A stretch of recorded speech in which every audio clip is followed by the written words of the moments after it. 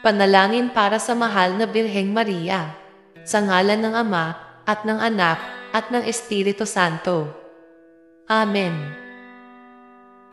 Mahal na Birhen naming Ina, narito kami at nagsusumamo, at ipinagmamakaawa namin sa iyo, na hilingin mo sa iyong anak na si Jesus na kami ay kanyang iligtas sa mga pagkakasala.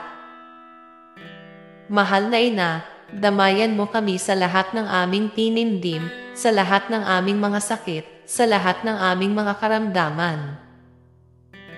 Mahal na Ina, tulungan mo kami na makapagbagong buhay. Huwag mo kaming pababayaan.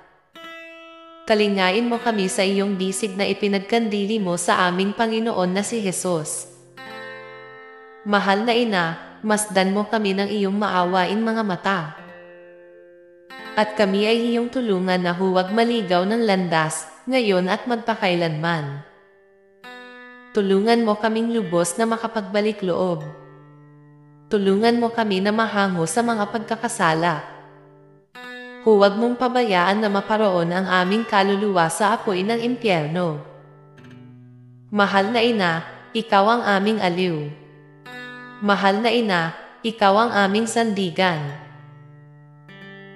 Ikaw ang aming tagapamagitan, at sa pamamagitan mo ay aming makakamtan ang biyayang kapatawaran na aming pinaninikluhod na makamit kay Jesus na iyong anak na aming Panginoon.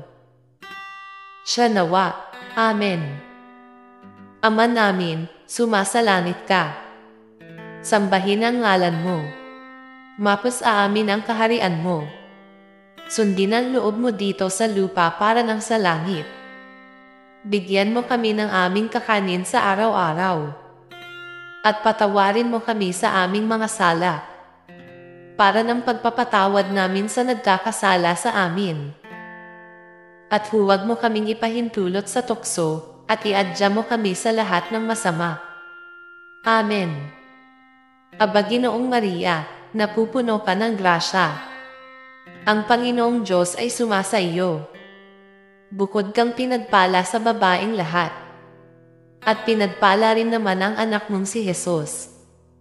Santa Maria, Ina ng Diyos, ipanalangin mo kaming makasalanan, ngayon at kung kami mamamatay.